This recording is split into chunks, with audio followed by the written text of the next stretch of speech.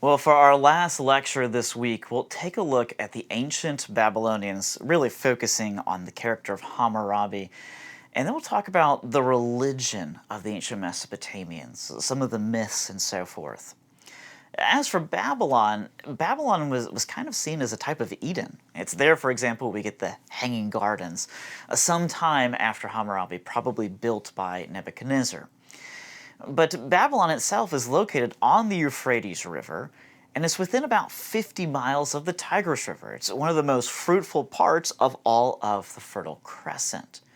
So it has a remarkable location, a location that allowed it to be one of the most dominant cities in the entirety of the ancient world.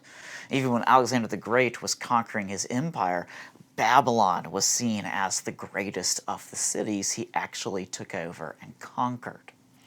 Well, as for Hammurabi, who is the most famous figure of the Babylonian reign, it's worth noting that he was an Amorite, is how he's described, which means he would have come from the land of Canaan. But Hammurabi, curiously we're told, was a shrewd maker of alliances. He was someone who knew how to ally with the right powerful people around Mesopotamia to improve his own power. But he also had a habit of betraying certain alliances when it became convenient for him so that he could actually conquer them. And conquer them he did, often violently, sometimes even diverting entire rivers to go and take over someone's kingdom. It's actually a common theme throughout Mesopotamian and Persian history. If you have a river in your way, you just get all of your slaves and soldiers and you have them start digging to bring down the level of the river. They did this for irrigation. They also used it for warfare. We also know, for example, that he conquered the ancient city of Mari because it did not submit to him. There was this massive library of cuneiform documents, and Hammurabi had this love of knowledge. And so he had some of his select scribes catalog the entire library, bring what they thought were the best cuneiform tablets to Babylon, and then the rest of the city was burned. But because the cuneiform documents did not actually burn, we still have them today. It's one of the greatest discoveries of cuneiform we've ever encountered, and it's already been cataloged for us by ancient scribes. Well, he also dug incredible things. We're told, for example, that he dug a great canal that stretched from the city of Kish all the way to the Persian Gulf, that provided irrigation throughout the lands and also controlled floods as far as we can tell. He did things like build great temples to Marduk at Babylon and built incredible granaries to store wheat. He called himself the giver of water, of security, and government. At one point, a cuneiform document in his own words says, quote, "I heaped up piles of grain. I provided unfailing water for the lands. The scattered people I gathered. With pasturage and water I provided them. I pastured them with abundance and settled them in peaceful dwellings." In other words, the way he discusses himself is reminiscent of how God describes himself in providing for his people. His language almost invokes, say, the imagery of Psalm 23.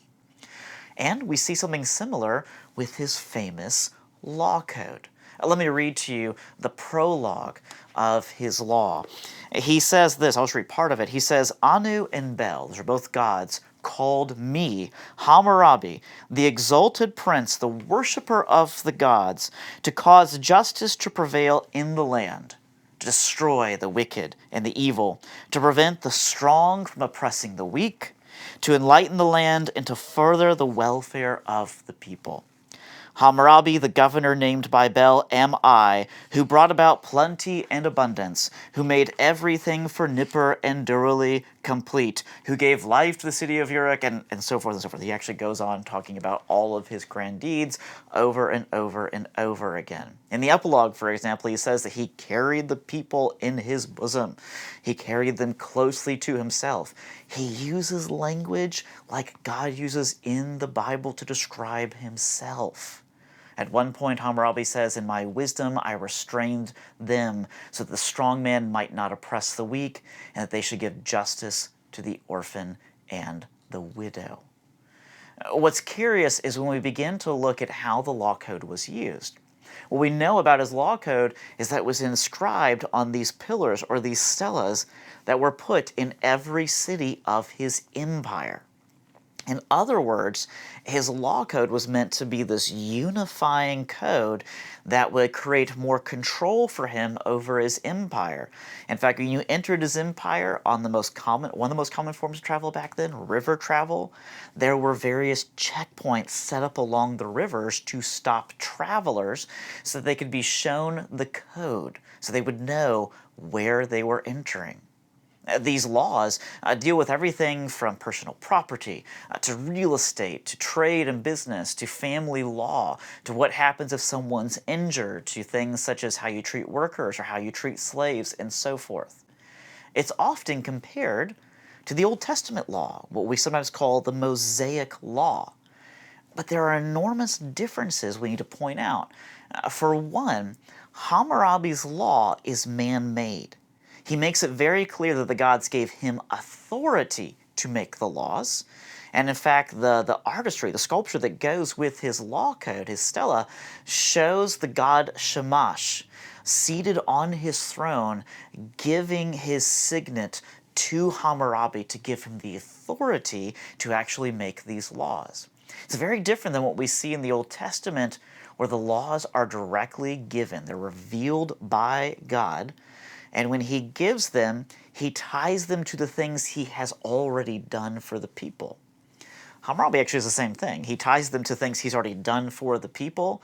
But in other words, Hammurabi and God are on the same level in terms of how we view these laws, but of course we know that Hammurabi himself is not God. Another curious difference we should point out is that Hammurabi's legal code is mostly concerned with protecting property. And there are in fact very severe penalties for people who steal, whereas the Old Testament code, as has been pointed out, is mostly concerned with protecting life. We also have in Hammurabi's code the fact that people can be punished for the crimes of others. So it's possible for a parent to be punished for the crime of a child, or for a child to be punished for the crime of a parent, or perhaps a slave to be punished for the crime of a master. The Old Testament has nothing like that, because it doesn't see that as right. It's also worth noting that in Hammurabi's legal code, it's only justice really for those who are true full citizens of his empire. It's not a justice or rights given to all, whereas the Old Testament legal code gives very clear rights to slaves. You look at the fourth commandment, for example, the command to rest. It makes it very clear that everyone in the land, the slave, the foreigner, the visitor, they all have that right to rest from their labors.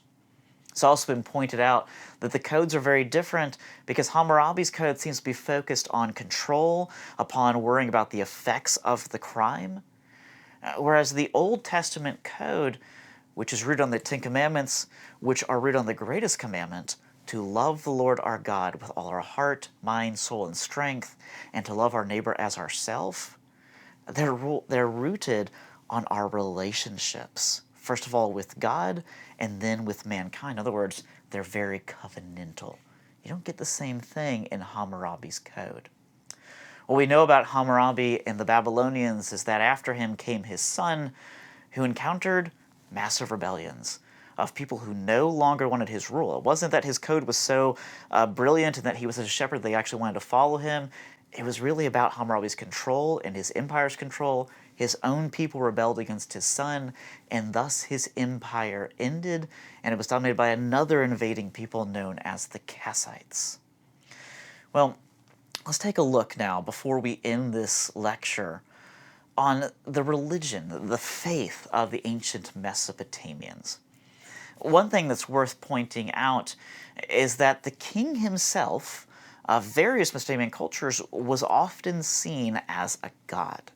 In fact, when the king became king in Babylon, it was said that he took the hands of Baal or Bel, those two names are interchangeable, and he would carry an image of Marduk through the streets dressed as a priest. Whenever taxes were collected, for example, they were collected in the names of the gods. The priests themselves were often very well supplied and were usually the greatest messengers, the greatest merchants throughout the ancient Mesopotamian world. When it comes to the gods themselves, we see a huge variety. In fact, a census from the 9th century stated there were some 65,000 gods. Gods including some of the more famous ones like Shamash, the god of the sun, or Inanna, the goddess of the moon and also love and beauty. She's the Ishtar character. Or the god Bel or Baal, who is the god of the earth and curiously the god of death. Or Marduk, who sometimes is the same character and was seen as a chief god, like a Zeus character, and also the god of thunder. But if we want to know how the Mesopotamians actually encountered them, we can look, for example, at the Sumerians, who actually made these little figurines. They're called votive figures. You find them, for example, in the place of the Temple of Abu. And it was these little figures made from clay or stone or wood that were shown as people in prayer, and you'll notice right away the eyes are gigantic. They are abnormally large. Well, as far as we can tell, these were probably used as worshipers to represent themselves so they could be put in the temple to show that they were always thinking about the gods. It'd be kind of like if you had a representation of yourself and you put it in your church pew on Sunday morning and that was supposed to be your representation before God that you actually care. But of course it means you don't. And that seems to be the issue with ancient Mesopotamians. Like so many of their ancient cultures, they worshipped because they didn't want to get punished or because they wanted to get something. In fact, they had no real concept of sin. For them, everything bad that happened, everything that was evil in the world, was something that demons were always causing. There wasn't really evil or sin within mankind himself. This is why so many of their cuneiform documents give these magical formulas that are designed to help you combat the demons. But then we also have some curious tales, told by the ancient Mesopotamians and the Babylonians especially, such as the tale of Ishtar, that goddess of love and beauty. We're told, for example, that she fell in love with a character of a name Tammuz. He was someone who was the son of Ea, but he was gored to death by a wild boar. He dies. He goes down into the underworld, something they called Sheol, or in this story, Erilu, is a type of Hades. And so Ishtar, acting very much as a Christ-like figure, goes after him. She goes down there. But in order to pass into the realm, she has to become completely unclothed. She has to completely humiliate herself in order to actually gain access there. While she's gone, the story goes that everything up on the earth dies. It's very much like a Persephone-like story here that the Greeks told. Everything dies in the earth because she was also the goddess of fruitfulness in the land. And so the gods, upset that everything is dying, demand that Tammuz be released so that Ishtar can come back to the world and things can go back to normal. Specifically, they want offerings to come back. But anyway, she brings him back, and we're told that she heals him by bathing him in sacred water. So we even have a baptism image here. So we have a baptism image, we have a resurrection image. It's rather beautiful. We also have the character of Marduk. Marduk was seen as both a shepherd of his people. He's called that. He's seen as the one who creates man. He also was a dying god. The Babylonians had this tradition, and sometimes the king would dress up as Marduk, and he would disappear for 3 days, representing that Marduk had died, and that he then came back after 3 days. Marduk was actually called, quote, he who gives life back to the dead, because it was said he could resurrect the dead. But of course, the problem is that there was never an eternal resurrection or an eternal life. Because in the end, everyone goes to Sheol, and they all alike eat and drink the dust that is said to be the sustenance, the food of that realm. That's where we see the hopelessness of the Mesopotamians.